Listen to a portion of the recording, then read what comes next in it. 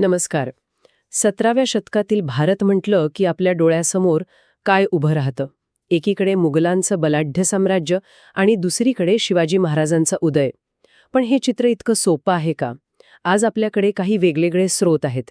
एक म्हणजे मराठी साहित्याचा आढावा घेणारी गॅझेटियर, मग मुघल प्रशासनावरचा एक सखोल अभ्यास आहे, महाराजांवरचे काही लेख आणि संस्कृत साहित्यावरची एक नोंद. आणि ही सगळी माहिती एकत्र केल्यावर एक मोठं कोडं समोर येतं. म्हणजे एकाच वेळी, एकाच भौगोलिक प्रदेशात एक अत्यंत संघटित, नियमबद्ध साम्राज्य आणि दुसरीकडे एक नवी बंडखोर शक्ती इतक्या यशस्वीपणे कशा वाढू शकल्या. बरोबर. हे दोन्ही प्रवाह एकमेकांपासून पूर्णपणे वेगळे होते की त्यांच्यात काहीतरी देवाणघेवाणही होती? हाच तो प्रश्न आहे. हाच आजचा आपला मुख्य प्रश्न आहे. या सगळ्या माहितीच्या आधारे आपण त्या काळाचं एक एकसंध चित्र उभं करण्याचा प्रयत्न करणार आहोत. मग चला सुरुवात करूया त्या काळातल्या शब्दांच्या दुनियेपासून, साहित्यापासून. उत्तम. आपल्या स्रोतांमध्ये 17व्या शतकातल्या मराठी साहित्यात दोन मोठी नावं पटकन समोर येतात, तुकाराम आणि रामदास. हो. तुकारामांबद्दल एक खूप सुंदर वर्णन आहे. त्यांना शांततावादी, गूढवादी म्हटलंय. त्यांचे अभंग हे सामान्य माणसाच्या मनातल्या दुःखावर, शंकांवर, श्रद्धेवर बोलतात. अगदी. आणि ज्ञानेश्वरांसोबत त्यांची एक सुंदर तुलना पण केली आहे. हो, मी ते वाचलं. असं म्हटलं की ज्ञानेश्वर म्हणजे डोळे दिपवणारा तेजस्वी प्रकाश, तर तुकाराम म्हणजे गरजेपुरता प्रकाश देणारा शांत आणि हळूहळू वाढणारा दिवा. यातच सगळं आलं की नाही? तुकारामांची भक्ती ही रोजच्याच जगण्यातली होती, सामान्य माणसाला जवळची वाटणारी. आणि याचा संबंध थेट वारकरी संप्रदायाशी आहे. बरोबर. अगदी बरोबर. न्यायमूर्ती रानडेंनी या चळवळीचं महत्त्व सांगताना म्हटलंय की तिचा परिणाम फक्त अध्यात्मावर नाही तर समाजावरही झाला. म्हणजे कौटुंबिक संबंधांना अधिक पवित्र मानलं गेलं, स्त्रिया आणि शूद्र मानल्या जाणाऱ्या समाजाचा दर्जा उंचावला आणि कर्मकांडांपेक्षा प्रेम आणि श्रद्धेला जास्त महत्त्व दिलं. म्हणजे हे त्या काळाचं सामाजिक आणि एक प्रकारे आध्यात्मिक वातावरण घडवत होतं. हो. एका बाजूला तुकाराम होते तर दुसरीकडे रामदास, ज्यांना गूढवादाचा कर्मवादी पैलू म्हटलं जातं. पण या दोन मोठ्या नावांपलीकडे मला स्रोतांमध्ये एक अनपेक्षित साहित्य प्रवाह सापडला. कोणता? मराठी ख्रिश्चन साहित्य. हे माझ्यासाठी तरी अगदी नवीन होतं. हो, हे खूपच रंजक आहे. पोर्तुगीज मिशनरी भारतात का आले याचे एक प्रसिद्ध वाक्य आहे. ते ख्रिश्चन आणि मसाले शोधायला आले होते. त्यांच्या धर्मप्रसाराचाच एक भाग म्हणजे हे साहित्य. याचा मुख्य उद्देश होता ख्रिश्चन धर्माची तत्त्व लोकांपर्यंत पोहोचवणं. आणि जे धर्मांतरित झाले आहेत त्यांना त्यांच्या जुन्या श्रद्धांपासून दूर ठेवणं. अगदी. म्हणजे हे साहित्य पूर्णपणे उद्देशप्रणीत होतं. पण मग त्याची भाषा कशी होती? ती लोकांना समजत होती का? हाच तर यातला महत्त्वाचा भाग आहे. फादर थॉमस स्टीफन्स या नावाच्या मिशनरीने ख्रिस्तपुराण लिहिलं. आणि विशेष म्हणजे ते त्यांनी ज्ञानेश्वर आणि एकनाथांच्या प्रमाणित मराठीत लिहिलं. अरे वा. हो, म्हणजे त्यांना हे कळलं होतं की स्थानिक लोकांपर्यंत पोचायचं असेल तर इथल्याच मोठ्या साहित्यिकांची भाषा वापरावी लागेल. आणि उत्तर कोकणातलं साहित्य? ते तिथल्या स्थानिक बोलीभाषेत होतं, म्हणजे मुंबई आणि वसईच्या आसपासच्या भाषेत. कमाल आहे. म्हणजे एकाच काळात सामान्य माणसासाठी तुकारामांचे अभंग होते, राजासाठी आणि विद्वानांसाठी काहीतरी वेगळं होतं, आणि त्याचवेळी मिशनरी ख्रिस्तपुराण लिहित होते. संस्कृतबद्दल काय सांगतात आपले स्रोत? संस्कृत परंपरा ही तितकीच जिवंत होती आणि गंमत म्हणजे ती समकालीन घटनांवर लिहित होती. अच्छा. हो, शिवाजी महाराजांसारख्या व्यक्तीवर संस्कृतमध्ये महाकाव्य लिहिली गेली. कवींद्र परमानंद यांनी लिहिलेलं शिवभारत हे तर महाराजांच्या काळातच लिहिलं गेलं, त्यामुळे त्याला ऐतिहासिक महत्त्व खूप आहे. आणि ते जयराम पिंडे यांचं काव्य पर्णाल पर्वतग्रहणाख्यानम ते पन्हाळा जिंकल्याच्या घटनेवर आहे. म्हणजे या सगळ्याचा अर्थ असा लावायचा का की हे तिन्ही प्रवाह, भक्ती साहित्य, ख्रिस्ती साहित्य आणि संस्कृत महाकाव्य, हे एकमेकांशी बोलत होते की फक्त आपापल्या बेटांवर उभे होते? मला वाटतं ते पूर्णपणे वेगळे नव्हते. जसं आपण पाहिलं, फादर स्टीफन्स यांना ज्ञानेश्वरांची भाषा वापरावी लागली, म्हणजे त्यांना इथल्या परंपरेचा आधार घ्यावा लागला. संस्कृत महाकाव्यम राजाला एक आदर्श पौराणिक नायक म्हणून प्रस्थापित करत होती, तर भक्ती साहित्य माणसाच्या आतल्या आवाजाचा शोध घेत होतं. म्हणजे प्रत्येक साहित्य प्रकाराचा एक विशिष्ट उद्देश आणि विशिष्ट वाचक वर्ग होता, पण ते एकाच सामाजिक वास्तवात श्वास घेत होते. अगदी. आणि याच वास्तवातलं जे सर्वात मोठं आणि प्रस्थापित सत्ता केंद्र होतं ते म्हणजे मुघल साम्राज्य. ज्या शिवाजी महाराजांवर संस्कृतमध्ये महाकाव्य लिहिली जात होती, ते याच बलाढ्य साम्राज्याला आव्हान देत होते. मग हे साम्राज्य आतून नेमकं कसं होतं? औरंगजेबाच्या प्रतिमेला आपले स्रोत एक वेगळाच पैलू देतात. अनेकदा असं मानलं जातं की मुघल राज्य म्हणजे बादशाहीची मनमानी. तिथे कायद्याचं राज्य नव्हतं.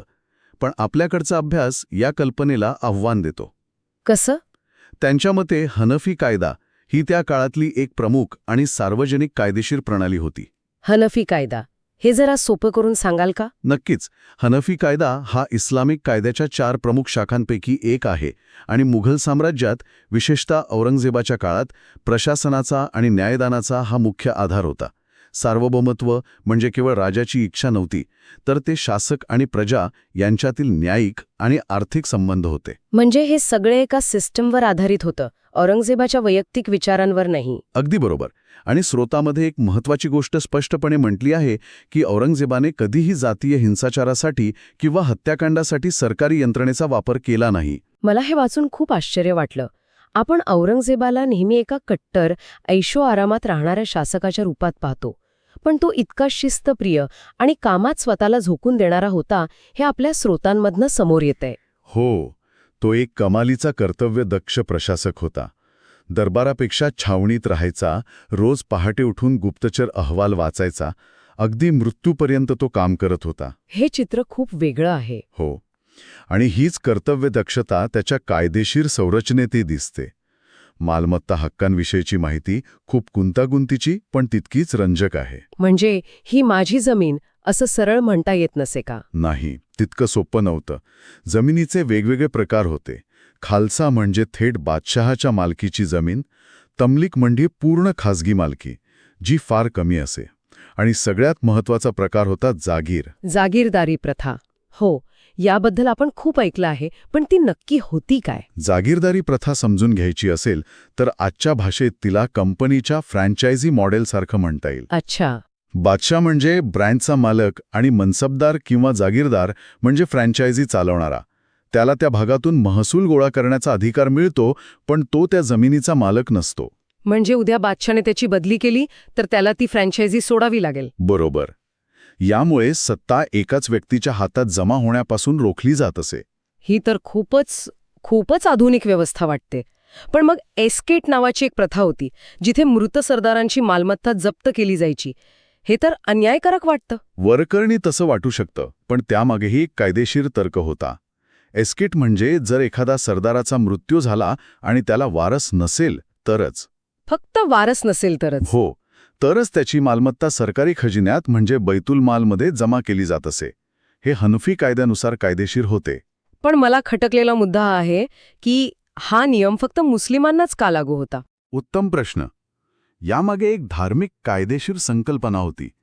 हनफी कायद्यानुसार बादशाह केवळ राजा नाही, तर तो मुस्लिम समाजाचा इमाम म्हणजे एक प्रकारे प्रमुख विश्वस्त असतो. ट्रस्टी. हो, ट्रस्टी. त्यामुळे जर एखाद्या मुस्लिम सरदाराला वारस नसेल तर त्याची संपत्ती ही समाजाची मानली जाते. आणि इमाम या नात्याने ती बादशाहच्या सरकारी खजिन्यात जमा होते. आणि गैरमुस्लिम प्रजेसाठी? त्यांच्यासाठी त्यांचे स्वतःचे वारसा हक्काचे नियम लागू होत असत. त्यात बादशाह हस्तक्षेप करत नसे. अच्छा, म्हणजे त्यामागे अशी एक कायदेशीर चौकट होती. आणि एवढी मोठी व्यवस्था सांभाळण्यासाठी त्यांना प्रचंड कागदपत्र सांभाळावी लागत असणार. प्रचंड. यातून एक मोठी माहिती अर्थव्यवस्था म्हणजे इन्फॉर्मेशन इकॉनॉमी तयार झाली होती. प्रत्येक गोष्टीची नोंद ठेवली जात असे. सियाहा म्हणजे रोजच्या कामकाजाची नोंद आणि याददाश्त म्हणजे स्मरणपत्र. म्हणजे त्या काळातलं एक प्रकारचं बिग डेटा मॅनेजमेंट. अगदी म्हणू शकता. ही सगळी व्यवस्था करार, दामन म्हणजे जामीनकी आणि हवाला म्हणजे कर्ज हस्तांतरण यांसारख्या अत्यंत प्रगत आर्थिक संकल्पनांवर चालत होती. पण ही कायदेशीर चौकट कागदावर जितकी प्रभावी वाटते तितकीच ती प्रत्यक्षात सामान्य माणसासाठी होती का? की फक्त सत्ताधारी वर्गासाठीच तिचे फायदे होते? हा महत्त्वाचा प्रश्न आहे. ही व्यवस्था नक्कीच सत्ताधाऱ्यांच्या सोयीसाठी अधिक होती, पण ती पूर्णपणे मनमानी नव्हती. सामान्य माणसालाही काझीकडे जाऊन दाद मागण्याचा अधिकार होता. पण हो, व्यवस्थेचा मूळ उद्देश साम्राज्यावर नियंत्रण ठेवणे आणि महसूल गोळा करणे हाच होता. आणि ह्याच विशाल, नियमबद्ध आणि डेटा चालित साम्राज्याच्या पार्श्वभूमीवर एका नव्या शक्तीचा उदय होत होता. शिवाजी महाराज. बरोबर. आपल्या स्रोतांमध्ये त्यांच्या युद्धनीतीचं खूप कौतुक केलं आहे, विशेषतः अफजल खान प्रकरणात.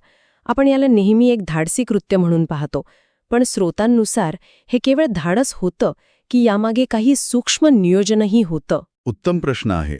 स्रोतांनुसार हे धाडस कमी आणि लष्करी नियोजन जास्त होतं. हे केवळ भावनेच्या भरात उचललेलं पाऊल नव्हतं. महाराजांनी प्रत्येक गोष्टीचा विचार केला होता. खानाच्या शरीरयष्टीचा अंदाज घेऊन स्वतःच्या संरक्षणासाठी कोणता पोशाख निवडायचा, चिलखत घालायचं, वाघनखं कुठे लपवायची, बिछवा कुठे ठेवायचा. हो, आणि जर काही दगाफटका झालाच तर पर्यायी योजना काय असेल इथपर्यंतची तयारी झाली होती. म्हणजे अगदी खानाचा वध झाल्यावर प्रतापगडाच्या जंगलात दबा धरून बसलेल्या त्याच्या सैन्याला कसे जाळ्यात ओढायचे हे सुद्धा ठरलेलं होतं. अगदी. हे एका गनिमी कावळ्याच्या कमांडरचे उत्कृष्ट उदाहरण आहे. म्हणजे हे सगळं पूर्वनियोजित होतं आणि हेच नियोजन त्यांच्या प्रशासनातही दिसत असणार, नाही का? अगदी तसंच. त्यांनी एक आदर्श शासन व्यवस्था निर्माण करण्याचा प्रयत्न केला. मुघलांच्या जागीरदारी प्रथेच्या अगदी विरुद्ध त्यांनी आपल्या सैन्याला थेट खजिन्यातून पगार देण्याची प्रथा सुरू केली. यामुळे सैनिक थेट राजाशी एकनिष्ठ राहिले. बरोबर. कुठल्या तरी सरदाराशी नाही. जमिनीची मोजणी करून तिच्या क्षेत्रफळानुसार आणि सुपीकतेनुसार शेतसारा ठरवला. आणि महत्त्वाचं म्हणजे दुष्काळ किंवा नैसर्गिक आपत्तीच्या काळात कर माफ करण्याचीही तरतूद होती. मला शिलेदारी प्रथेबद्दल वाचून खूप कौतुक वाटलं. सैनिकांना 6 महिने सैन्यात नोकरी आणि 6 महिने शेती करायची. मोबा.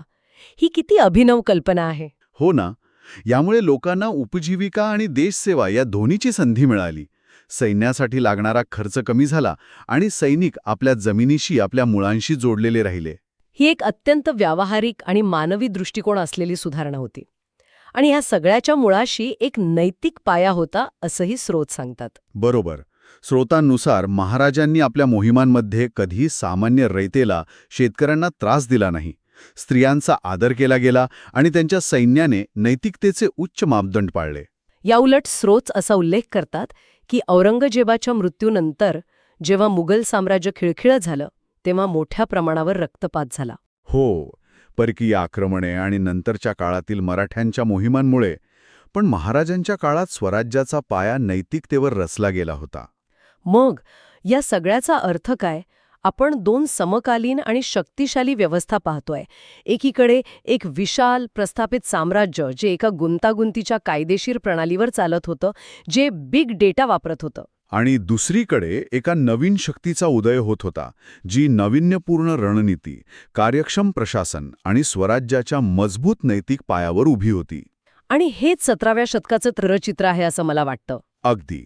ते कुठल्याही एका रंगात रंगवता येत नाही. तो काळ गहन आध्यात्मिक चळवळी, अभिजात साहित्य परंपरा, अत्यंत संघटित साम्राज्यीय कायदे आणि त्याचबरोबर एका नवीन, कणखर राजकीय अस्मितेच्या जन्माचा साक्षीदार होता.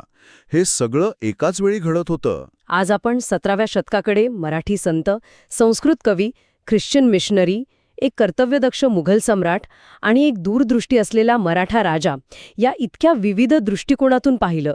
हे खरंच अविश्वसनीय आहे. या स्रोतांमधून आपल्याला एक गोष्ट स्पष्ट होते की इतिहास हा सरळसोट काळ्या-पांढऱ्या रंगात विभागलेला नसतो. त्यात अनेक छटा असतात. एकाच वेळी अनेक सत्य अस्तित्वात असतात. जाता जाता एक विचार आपल्या श्रोत्यांसाठी. मुघल प्रशासनावरील स्रोतात असं म्हटलं आहे की हनफी कायद्यात वेगवेगळ्या कायदेपंडितांमधील मतभेद, ज्याला इख्तिलाफ म्हणतात. इख्तिलाफ. हो, ते न्यायिक नूतनीकरणाच्या चक्राचा आधार मानले जात होते. म्हणजे मतभेदांना नकारात्मक नाही तर सकारात्मक मानलं जात होतं. बरोबर. दुसरीकडे मराठी स्रोतानुसार न्यायमूर्ती रानडे यांनी वारकरी चळवळीचे वर्णन परस्पर सहिष्णुता वाढवणाऱ्यासा केलं आहे. मग माझा प्रश्न हा आहे की ज्या युगाला आपण अनेकदा फक्त संघर्षाचे आणि युद्धाचे युग मानतो, त्या युगात कायदे आणि समाज या दोन्ही पातळ्यांवर मतभेद आणि भिन्नता हाताळण्याची काही मूळ तत्व होती का, ज्याकडे आपण आज दुर्लक्ष करतो? विचार करण्यासारखा प्रश्न आहे.